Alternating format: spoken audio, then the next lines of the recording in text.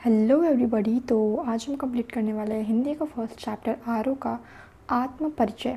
तो चलिए स्टार्ट करते हैं बिना टाइम वेस्ट किए। मैं जग जीवन का भार लिए फिरता हूँ, फिर भी जीवन में प्यार लिए फिरता हूँ। कर दिया किसी ने झंकृत जिनको छूकर, मैं सांसों के तो तार लिए फिरता हूँ। तो इसमें कवि कह रहे हैं कि जो कवि हैं वो जग जीवन का भार जो है अपने ऊपर लिए फिरते हैं और फिर भी वो अपने जीवन में प्यार लिए फिर रहे हैं। उनके जीवन में प्यार है जिनको किसी ने छूकर झंकृत कर दिया है, यानी कि किसी ने उसमें प्यार भर दिया है। यानी कि कवि को यहाँ पर जो बता रहे हैं कि उन्हें प्यार हो गया है। मैं सांसों के दो तार लिए फिरता हूँ, मैं स्नेह सुरा का पान किया करता हूँ, मैं कभी न जग का ध्यान किया करता हूँ। इसमें कवि कह रहे हैं कि वो प्यार रूपी शराब का पान किया करते हैं, यानी कि उसको ग्रहण करते हैं और कभी भी जग का ध्यान नहीं करते। वो जग के बारे में कभी नहीं सोचते। जग पूछ रहा उनको जो जग की गाते, मैं अपने मन का गान किया करता हूँ। यानी कि जो जग के लोग हैं यहाँ पर वो उनको पूछ रहे हैं जो जग की ही गाते हैं, यानी कि जो उनकी बड़ाई कर रहे हैं लोग उन्हीं को पूछ रहे हैं। मैं अपने मन का गान किया करता हूँ, पर वो अपने मन का गान किया करता है और अपने में ही मस्त है। मैं निज उर के उद्गार लिए फिरता हूँ, मैं निज उर के उपहार लिए फिरता हूँ। इसमें बता रहे हैं कि मैं अपनी हृदय की खुशी लिए फिरता हूँ। वो अपने हृदय की खुशी में ही मस्त रहते हैं। वो अपने हृदय में एक उपहार लिए फिरते हैं, यानी कि एक उन्माद, एक मस्ती लिए फिरते हैं। है यह अपूर्ण संसार न मुझको भाता, मैं सपनों का संसार लिए फिरता हूँ। यानी वो बता रहे हैं कि ये जो अपूर्ण संसार है, ये जो बिल्कुल भी पूरा नहीं है, वो उनको बिल्कुल भी भाता नहीं है और वो अपने ही एक सपनों का संसार लिए फिरते हैं। उनका जो सपनों का संसार है वो अलग है। मैं जला हृदय में अग्नि दहा करता हूँ, सुख दुख दोनों में मग्न रहा करता हूँ। उसमें बता रहे हैं कि हृदय में जो उनकी आग है उसको वो दहन करते रहते हैं, यानी कि प्रेम की जो जलन है उसको वो सहन करते हैं और सुख दुख दोनों में ही वो मग्न रहते हैं। जग भव सागर तरने को नाव बनाए, मैं भव मौजों पर मस्त बहा करता हूँ। यानी कि बता रहे हैं जो जग है, जग के लोग हैं, वो परेशानियों से तरने के लिए कर्म रूपी नाव बनाते हैं, यानी कर्म करते हैं ताकि उनकी वो परेशानी चली जाए। पर लेकिन जो यहाँ हमारे कवि हैं वो इस संसार रूपी सागर में मस्त बहा करते हैं, यानी कि चिंता मुक्त होकर अपना जीवन व्यतीत करते हैं। मैं यौवन का उन्माद लिए फिरता हूँ, उन्मादों में अवसाद लिए फिरता हूँ। यानी कि कवि कहते हैं कि मैं जो है वो युवा अवस्था, यानी जो अभी जवानी की अवस्था है उसकी मस्ती लिए वो फिरते हैं और उस मस्ती में उनके पास दुख भी है, उस मस्ती में उनका दुख भी छिपा हुआ है। जो मुझको बाहर हंसा रुलाती भीतर, मैं हाय किसी की याद लिए फिरता हूँ। यानी कि ये जो उन्मादों में यानी मस्ती में जो दुख है वो बाहर तो हंसाती है उन्हें, पर अंदर भीतर उन्हें रुलाती है और वो किसी की याद लिए फिरते हैं। फिर कहते हैं कर यत्न मिटे सब सत्य किसी ने जाना, नादान वही है हाय जहाँ पर धना। यानी कि बहुत सारे प्रयास किए सबने, लेकिन क्या कोई सच जान पाया। जहाँ पर ना समझ लोग रहते हैं वहीं पर समझदार लोग भी रहते हैं।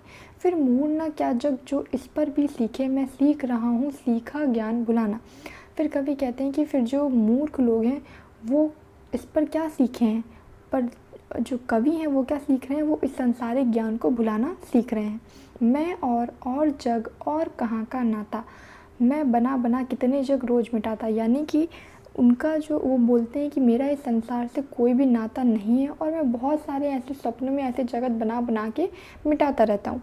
जग जिस पृथ्वी पर जोड़ा करता वैभव, मैं प्रति पग से उस पृथ्वी को ठुकराता। यानी कि जो जग है, जो दुनिया है, वो जिस पृथ्वी पे वैभव धन वगैरह सब जोड़ रही है, मैं उसी पृथ्वी को पल पल ठुकराता रहता हूँ।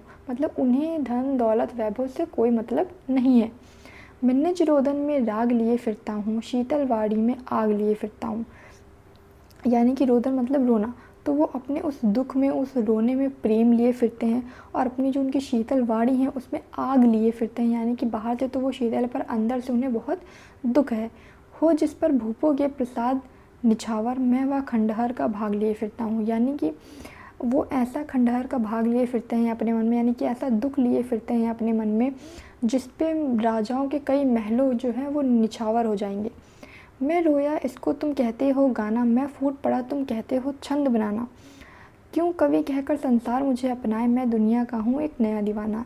कवि कहते हैं कि जब मैं रोया तो तुम कहते हो कि मैंने गाना गा दिया, और जब मैं फूट पड़ा फूट फूट के रोया तो तुम कह रहे हो कि मैंने छंद बना दिया। और क्यों कवि कहकर संसार मुझे अपनाए, यानी कवि कहते हैं कि लोग कवि कहकर मुझे क्यों अपना रहे हैं, मैं एक नया दीवाना हूँ इस दुनिया का। मैं दीवानों का वेश लिए फिरता हूँ, मैं मादकता निशेष लिए फिरता हूँ, जिसको सुनकर जग झूम झुके लहराए, मैं मस्ती का संदेश लिए फिरता हूँ। तो इसका मतलब है कि वो जो कवि है वो दीवानों का वेश, यानी दीवानों का वेशभूषा रूप लिए फिरते हैं, वो अपनी मस्ती लिए फिरते हैं, जिसको सुनकर जो जग है, जग के लोग हैं वो झूमते हैं, झुकते हैं, लहराते हैं, और वो जो कवि है हमारे वो मस्ती का संदेश लिए फिरते हैं। अब बात करते हैं एक गीत जिसका नाम है दिन जल्दी जल्दी ढलता है। हो जाए ना पथ में रात कहीं, मंजिल भी तो है दूर नहीं, यह सोच थका दिन का पंथी भी जल्दी जल्दी चलता है, दिन जल्दी जल्दी ढलता है। तो इसमें कहते हैं कि एक पंथी है, यानी कि एक चिड़िया है जो ये सोच रही है कि पथ में रास्ते रास्ते में चलते चलते ही कहीं रात ना हो जाए, मंजिल भी दूर नहीं है। ये सोचकर जो पक्षी होता है वो भी जल्दी जल्दी चलने लगता है, क्योंकि दिन जल्दी जल्दी ढलता है। बच्चे प्रत्याशा में होंगे, नीड़ों से झांक रहे होंगे, यानी कि जो बच्चे हैं वो प्रतीक्षा कर रहे होंगे, नीड़ों से यानी घोंसलों से झांक रहे होंगे। यह ध्यान परों में चिड़िया के भरता कितनी चंचलता है, दिन जल्दी जल्दी ढलता है। यानी कि ये जो ध्यान है वो चिड़िया के पंखों में और ज़्यादा एनर्जी भर देता है, जिससे वो और जल्दी जल्दी आगे बढ़ते हैं।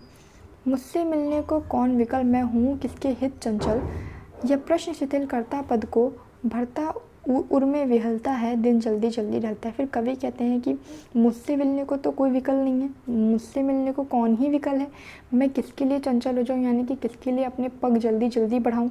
ये जो प्रश्न है वो उनके पद को, उनके चलने की स्पीड जो है उसको शिथिल कर देता है, धीरे कर देता है, रोक देता है, और उनके उर यानी कि हृदय में व्याकुलता पैदा कर देता है, दिन जल्दी जल्दी ढलता है। तो ये था हमारा फर्स्ट चैप्टर। आपको वीडियो अच्छी लगी हो तो लाइक करिएगा, चैनल को सब्सक्राइब करिएगा।